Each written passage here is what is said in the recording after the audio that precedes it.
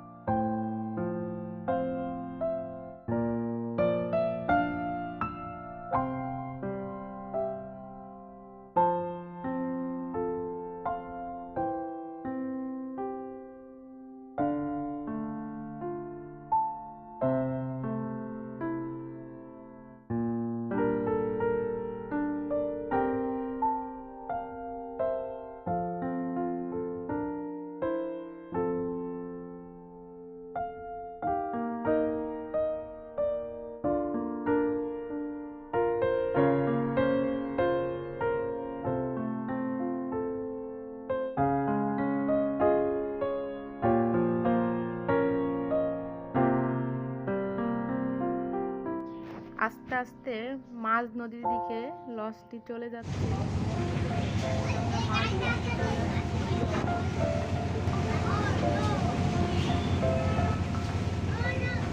লঞ্চে জার্নি করতে আমার খুব ভালো লাগে, কারণ এখানে কেবিন পাওয়া যায়। বাচ্চাদেরকে নিয়ে যাওয়ার জন্য খুব ভালো ব্যবস্থা। এখানে স্বামীর কেবিনে বসে বসে মোবাইল দেখতেছে, আর নাফিসা নদীর পানি দেখতেছে।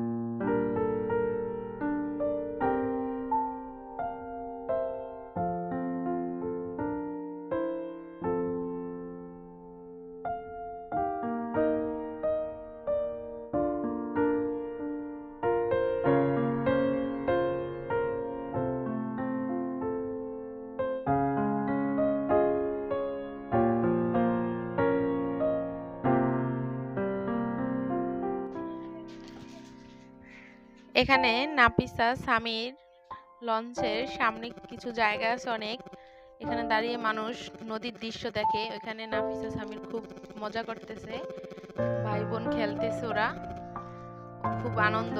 নাফিসা বিশাল খুশি এখানে খুব। তাই আমি লঞ্চে জার্নি করি, কারণ খুব রিল্যাক্সে জার্নি করা যায়, এখানে যাতায়াত করা যায় বাচ্চাদেরকে নিয়ে। খুব আনন্দ উপভোগ করতে পারে লঞ্চে যাতায়াত করলে। ভাইয়াকে খুঁজতেছে নাফিসা, ডাকতেছে, ভাইয়া চলে যায়, ভাইয়াকে ডাকে। বিশাল খুশি।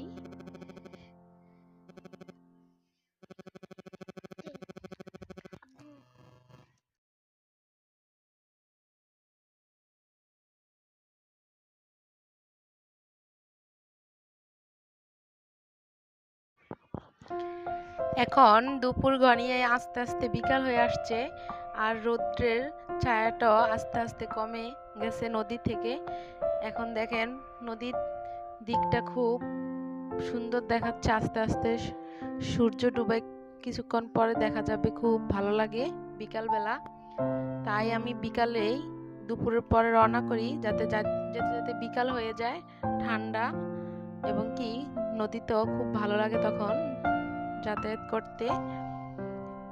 চারদিকের দৃশ্যগুলো খুব সুন্দর দেখায়, মনোরম খুব দৃশ্য দেখার মতো। এখানে নাফিসা কিছুক্ষণ ঘুমিয়ে উঠলো।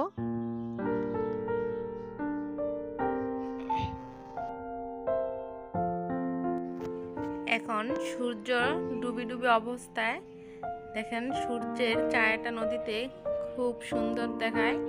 নদীর ঢেউয়ের সাথে সাথে মনে হয় যেন সূর্যের আলোটাও বাড়ি খাচ্ছে এমন দেখা। নদীর চারদিকের গাছপালাগুলো খুব সুন্দর।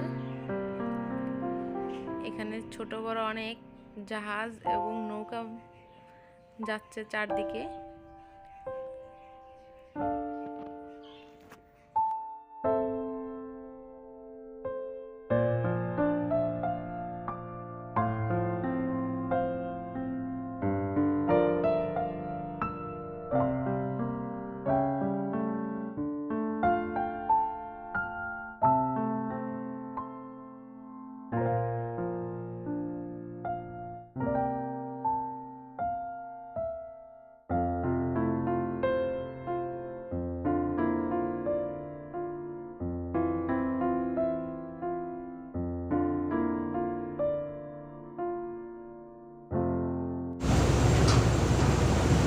এখানে লঞ্চের পিছনের দিকে পানিগুলাও সুন্দর দেখায়।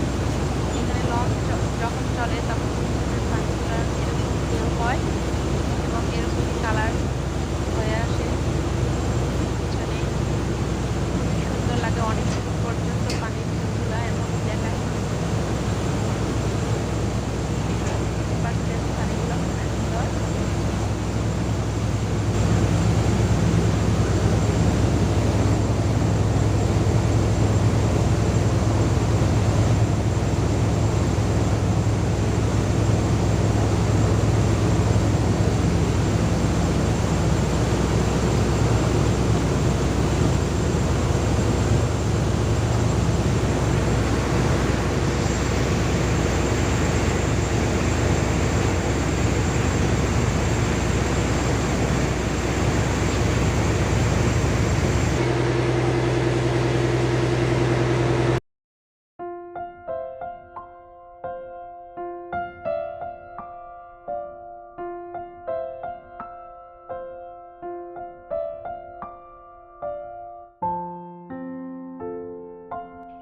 এইটা হচ্ছে মুন্সিগঞ্জের দৃশ্য, মুন্সিগঞ্জ টার্মিনাল।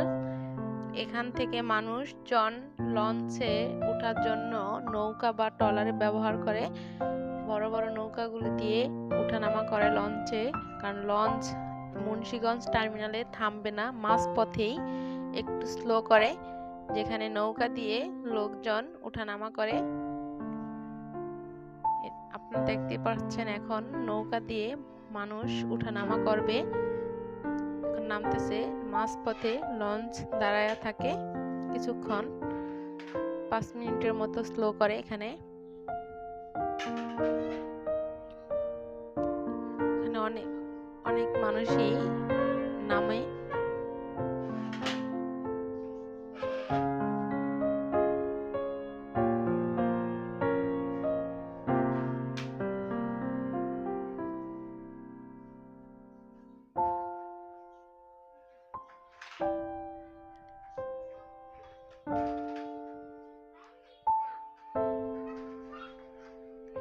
এখন নামা শেষ, ট্রলারটুকু চলে যাচ্ছে।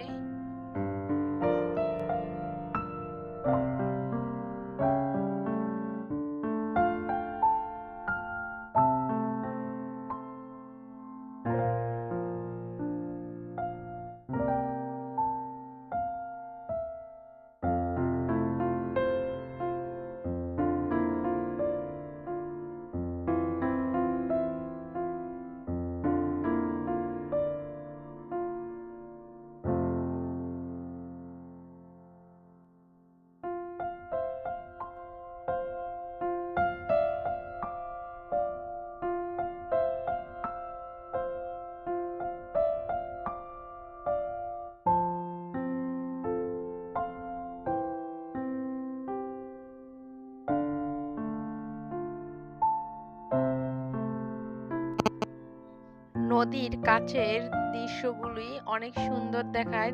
আপনারা দেখতেই পাচ্ছেন বিকালবেলা নদীর ঠান্ডা হাওয়ায় সাইডের দৃশ্যগুলো খুব সুন্দর দেখাচ্ছে। আমি আপনাদের মাঝে ওগুলাই শেয়ার করতেছি। এখন আমরা প্রায় ঢাকার কাছাকাছি চলে আসছি। এখানে ছোট বড় অনেক জাহাজ দেখা যাচ্ছে। আর সিমেন্ট তৈরি করার কারখানাগুলা নদীর সাইডে অবস্থান করতে হয়। নদীর সাইডে ওগুলাই দেখা যাচ্ছে।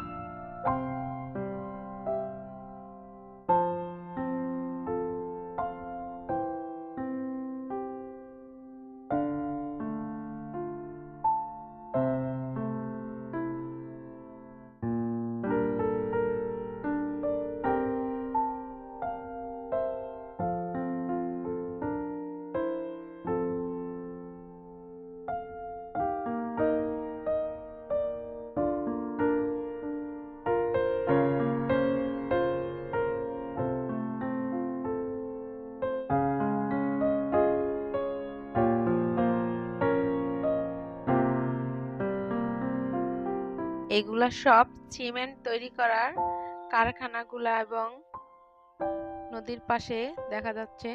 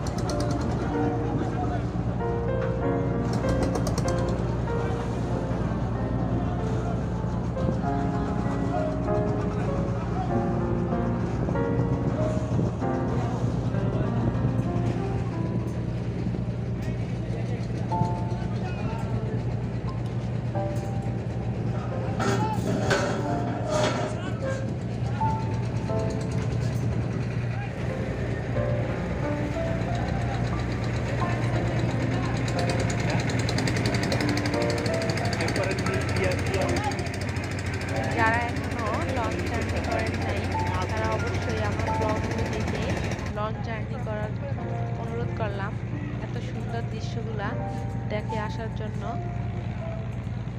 দেখে আসবেন।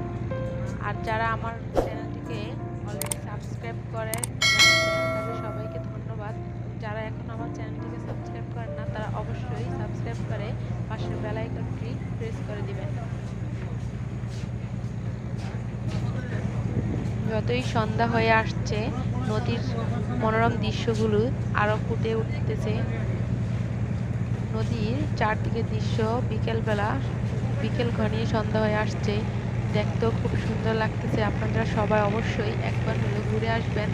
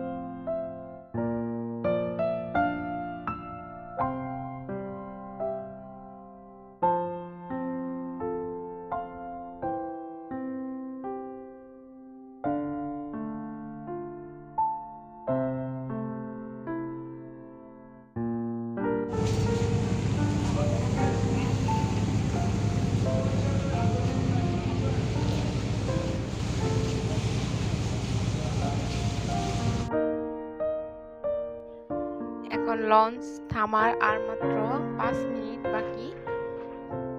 এখন আমরা ঢাকার একদম শেষ নদীপথের একদম শেষ সীমানায় ঢাকার কাছাকাছি চলে আসছি। এখানে যত লঞ্চ এবং ট্রলার স্টিমার সব মেরামত করে নদীর কাছে তুলে।